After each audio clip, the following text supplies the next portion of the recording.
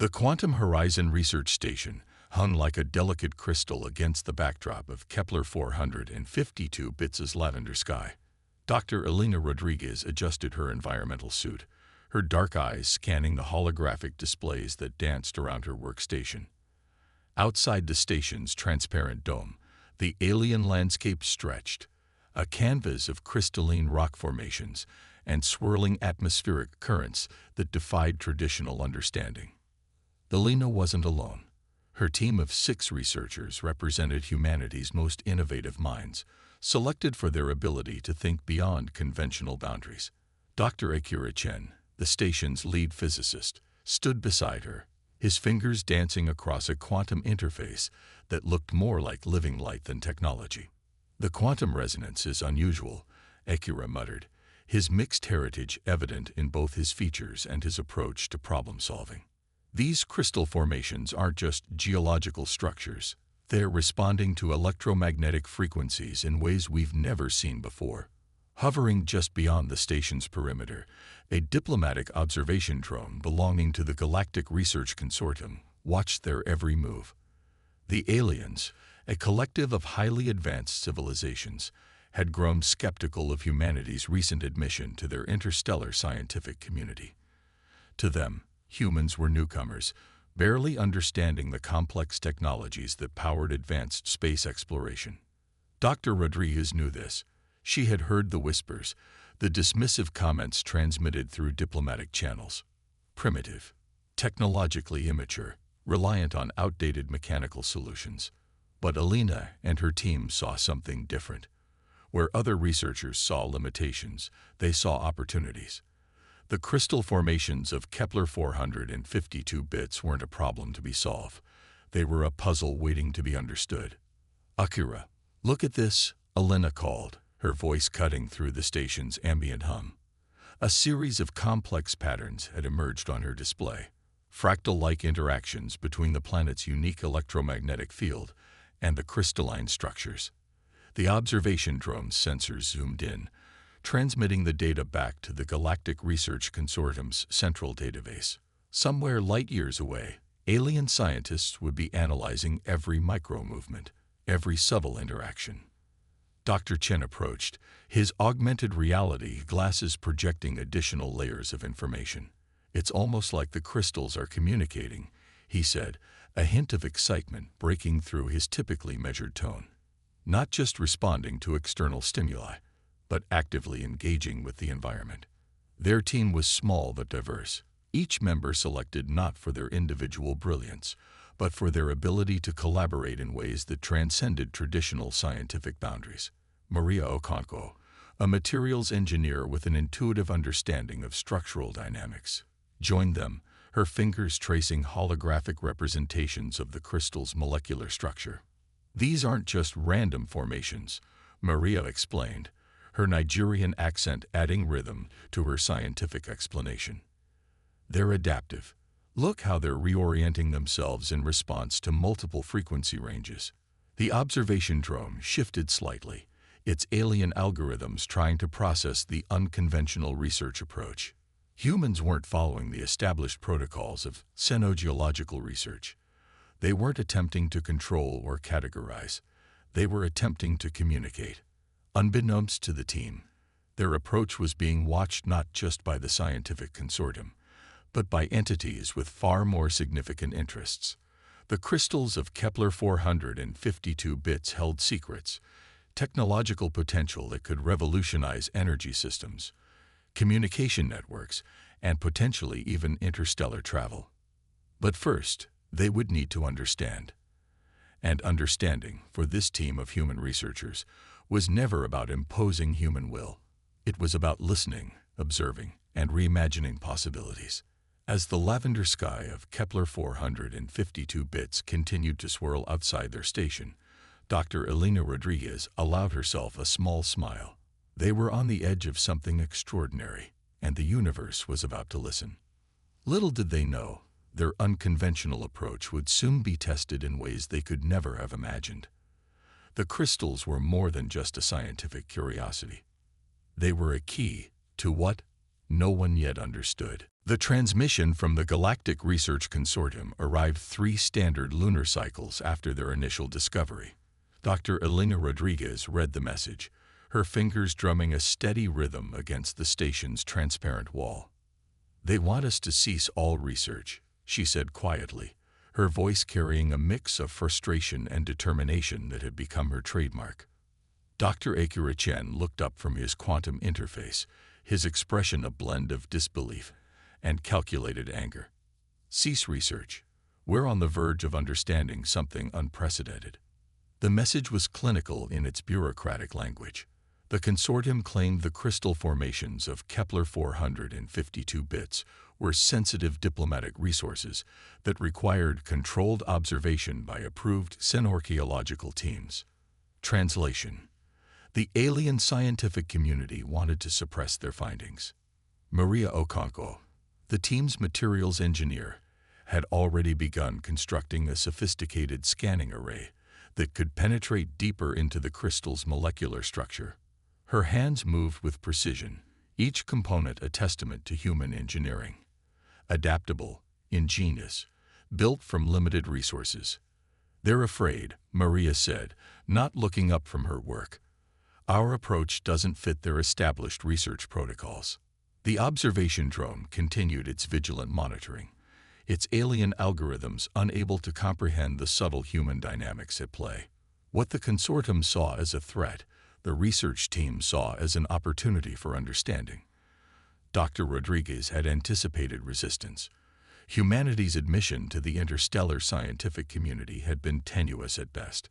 Decades of technological catch-up had left human researchers constantly proving themselves, constantly pushing against preconceived notions of their capabilities. "We'll need to be strategic," Elena said, pulling up a holographic representation of their research data.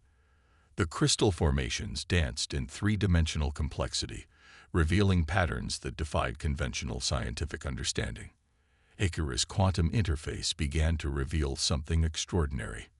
The crystals weren't just responding to electromagnetic frequencies, they were actively processing information. Each molecular shift was a kind of computation, a language more complex than any known communication system. "It's like they're thinking," Akira muttered, his fingers tracing intricate pathways of molecular interaction. "Not in binary, not in any linear fashion we understand. It's adaptive." The team worked in a synchronized rhythm that spoke to years of collaborative research. Where traditional scientific teams might have fragmented under pressure, they grew more unified.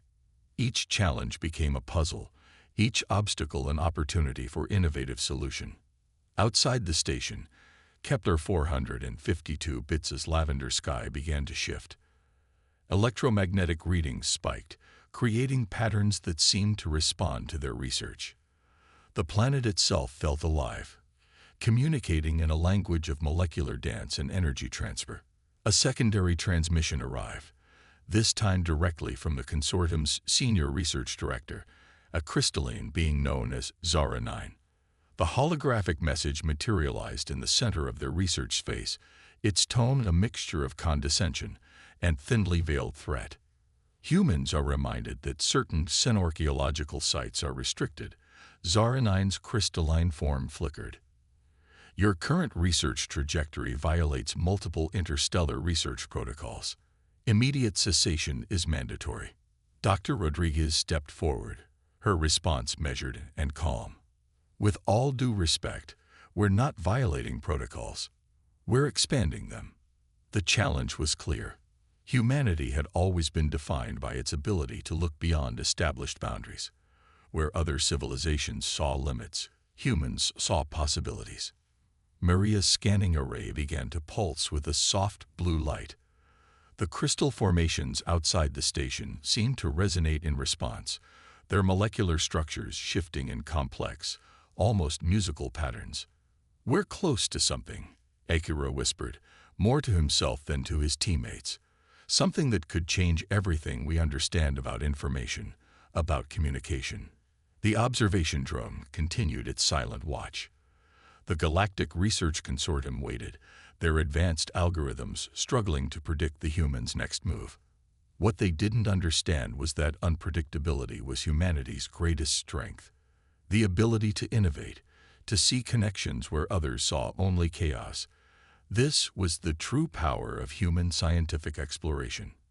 As the lavender sky of Kepler 452 bits continued to swirl, Dr. Elena Rodriguez allowed herself a small, determined smile. They weren't going to stop. Not now. Not when they were so close to unraveling a mystery that could reshape humanity's understanding of the universe. The real breakthrough was just beginning. The emergency transmission cut through the Quantum Horizon Research Station like a razor, its holographic urgency painting the research space in desperate shades of crimson and gold. Dr. Elena Rodriguez watched as the Galactic Crisis Consortium's primary representative, a neural network being composed of pure energy, materialized before them. The Nexus cluster is failing, the being announced, its voice a symphony of mathematical precision and raw panic. 3 inhabited star systems, 17 trillion sentient beings. Catastrophic technological collapse imminent. The Nexus cluster, a complex network of interconnected civilizations that formed the backbone of galactic communication and energy distribution, was experiencing a total systems breakdown. Traditional repair methods had failed. Quantum reinforcement protocols proved ineffective. The most advanced technological minds in the galaxy had exhausted every known solution. And now, they were turning to humans. Dr. Akira Chen studied the holographic data streams, his quantum interface dancing with impossible calculations. The network's core problem isn't technological, he muttered. It's structural. The entire system is experiencing a cascading resonance failure. Maria Okonkwo moved to a secondary console, her fingers flying across holographic interfaces. It's like a living organism going into systemic shock, she observed. But the solution isn't more advanced technology. It's adaptive restructuring. The neural network representative, identified only as Coordinator Zeph, seemed simultaneously desperate and skeptical. Humans were still considered technological novices by most galactic civilizations. Their admission to the Interstellar Research Collective was recent and tentative. You have precisely 72 standard chronocycles to present a solution, Zeph declared. Failure means the complete collapse of the Nexus cluster. 17 trillion lives. Gone. Dr. Rodriguez understood the unspoken challenge. This wasn't just a technological problem. This was a test. Humanity's first true opportunity to prove its worth on a galactic stage. The research team worked with a synchronized intensity that defied traditional scientific methodologies. While alien researchers would have deployed complex quantum algorithms and massive energy networks, the human team took a different approach. We're not trying to save the entire system, Elena explained, her holographic model revealing intricate network pathways. We're identifying the fundamental failure point and creating an adaptive reset mechanism. Akira's research on the Kepler 452 bits crystal formations proved unexpectedly relevant. The crystal's ability to process information in nonlinear, adaptive ways suggested a radical approach to network restoration. It's like healing an organism, Maria interjected. Not by forcing a solution, but by teaching the system to heal itself. The Galactic Crisis Consortium watched with a mixture of desperation and barely concealed doubt. Humans proposing to save the most complex technological network in known space. It seemed preposterous. Coordinator Zeph's neural matrix flickered with skepticism. Your proposed solution involves mechanical interfaces, adaptive resonance protocols. These are primitive approaches. Dr. Rodriguez met the coordinator's energy-based gaze. Primitive doesn't mean ineffective, she responded. Sometimes the most complex problems require the simplest solutions. As the 72 chronocycle countdown began, the human team worked with a combination of intuition, creativity, and engineering that defied conventional scientific approach. They weren't just trying to repair a network. They were reimagining how technological systems could communicate, adapt, and survive. The Nexus cluster's fate hung in delicate balance. 17 trillion lives depended on a team of human researchers who refused to be constrained by established technological paradigms. Outside the research station, the lavender sky of Kepler 452 bits continued to swirl, a silent witness to a moment that would potentially redefine humanity's place in the galactic community. The first test came unexpectedly. A small sector of the Nexus cluster, a network connecting 3 minor star systems, began to show signs of spontaneous stabilization. The human team's adaptive reset mechanism was working, but not in any way the Galactic Crisis Consortium had anticipated. Dr. Maria Okonkwo watched the holographic displays with a mix of scientific curiosity and barely contained excitement. "It's not just repairing," she said, her voice a whisper of revelation. "It's learning. The network is evolving." Coordinator Zeph's neural matrix flickered with confusion. The alien representative had been prepared for failure, for a demonstration of human technological inadequacy. Instead, they were witnessing something unprecedented. Dr. Elena Rodriguez explained the breakthrough with a calm that belied the magnitude of their discovery. "We didn't design a fix," she told the gathering of skeptical alien scientists. "We created an adaptive learning system. It's more like teaching an organism to heal itself than applying a technological bandage." The fundamental difference lay in their approach. While advanced alien civilizations viewed technological systems as fixed, predictable constructs, the human team saw them as living, breathing networks capable of self-adaptation. Akira Chen's quantum interface began displaying complex molecular interactions that seemed to dance across the holographic displays. The network wasn't just repairing itself, it was redistributing energy, rerouting communication pathways, creating new connections where old ones had failed. "Look," Akira pointed, "the system is creating bypass routes. It's not just fixing the broken parts, it's redesigning the entire network on the fly." The small test sector expanded. What had begun as a localized repair began to spread, like a healing organism fighting off a systemic infection. The Galactic Crisis Consortium watched in stunned silence as their most sophisticated monitoring systems struggled to track the network's transformation. Coordinator Zeph's energy form pulsed with a complex mixture of emotions: confusion, fear, and a growing sense of grudging respect. "This is not possible," the neural being muttered, more to itself than to anyone else. But it was happening. The human approach defied everything the galactic scientific community understood about technological repair. They hadn't used advanced quantum fields. They hadn't deployed massive energy networks. Instead, they'd created a system that could think, adapt, and heal itself. Maria's research into the crystal formations of Kepler 452 bits had proven crucial. The adaptive molecular structures they'd studied provided the key to understanding nonlinear information processing. What seemed random was actually a complex form of communication, a language of adaptation that transcended traditional technological boundaries. As the test sector continued to stabilize, other alien research teams began to take notice. Observation drones from multiple civilizations redirected their sensors, capturing every moment of the unexpected breakthrough. "We have 48 chronocycles remaining," Coordinator Zeph announced, its voice a mixture of challenge and barely concealed hope. "Can your solution scale to the entire Nexus cluster?" Dr. Rodriguez met the alien's energy-based gaze. "We're not just solving a problem," she responded. "We're showing you a new way of thinking about technology." The lavender sky outside the research station seemed to pulse with possibility. 17 trillion lives hung in the balance, waiting to see if humanity's unconventional approach could save the most complex technological network in known space. The real test was just beginning. The final moments approached with a tension that could have shattered molecular bonds.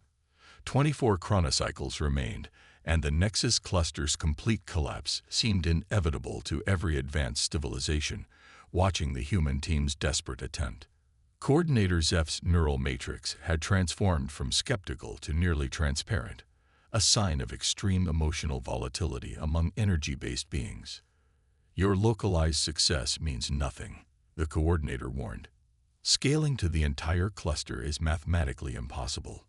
Dr. Elena Rodriguez stood before the holographic display of the entire Nexus cluster, her posture a study in quiet determination. The network sprawled like a cosmic nervous system, billions of interconnected points, each threatening to collapse under catastrophic energy stress. Impossible is just a word, Elena said quietly, until someone proves it wrong. Dr. Akira Chen's quantum interface began to pulse with a rhythm that seemed almost organic. The team had developed what they called a seed algorithm, a self-replicating, adaptive code that could learn and transform as it moved through the network. Maria Okonkwo worked at a secondary console, her fingers dancing across interfaces that blended mechanical precision with intuitive creativity. The crystal research from Kepler 452 bits had provided more than just inspiration. It had given them a fundamental understanding of adaptive information systems. "We're not fixing a machine," Maria explained to the increasingly anxious alien observers. "We're guiding a living system back to health." The first global implementation began quietly. Unlike the massive, energy-intensive solutions proposed by alien technological teams, the human approach was subtle. Like a healing organism, the adaptive network began to redistribute energy, create alternative pathways, and learn from its own failures. Galactic monitoring systems struggled to track the transformation. What appeared random was actually a complex dance of molecular-level communication and energy redistribution. Coordinator Zeph watched in growing amazement as sectors of the network that had been considered permanently damaged began to show signs of recovery.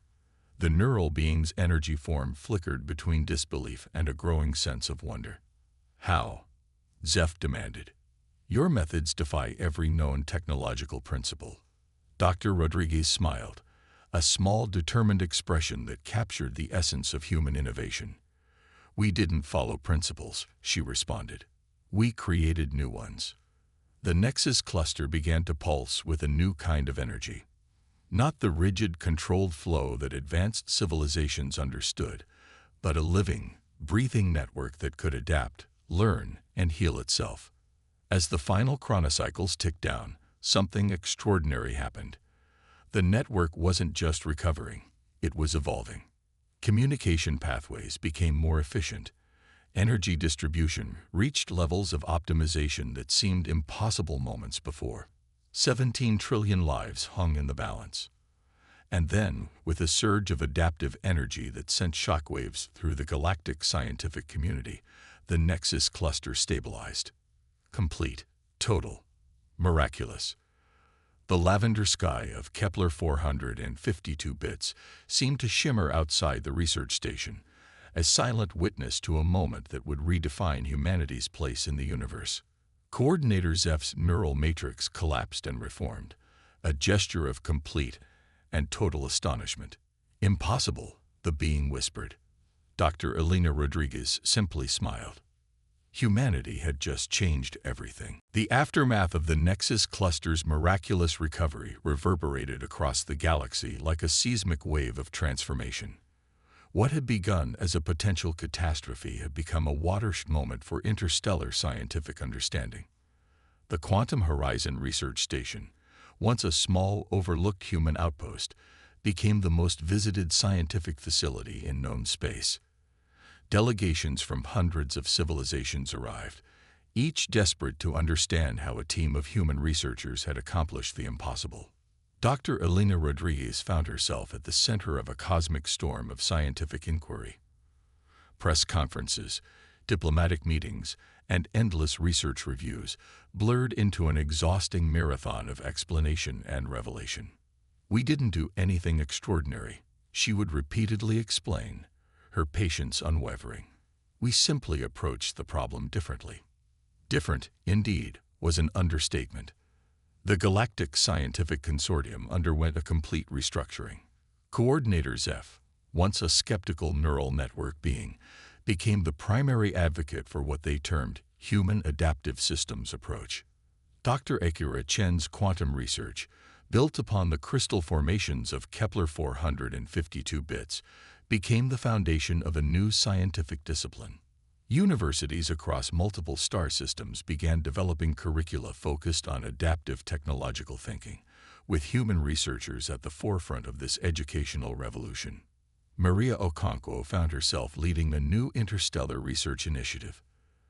The molecular adaptive principles they discovered were already being applied to everything from planetary terraforming to medical regeneration technologies. But the true impact went far beyond technological advancement. Humanity had proven something fundamental about innovation. It wasn't about having the most advanced technology. It was about perspective, about seeing problems not as fixed challenges, but as living, adaptable systems waiting to be understood. During a landmark conference at the Galactic Council chambers, Dr. Rodriguez delivered a speech that would be translated into millions of languages and remembered for generations.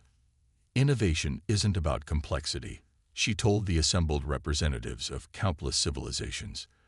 It's about understanding, about seeing connections where others see only barriers.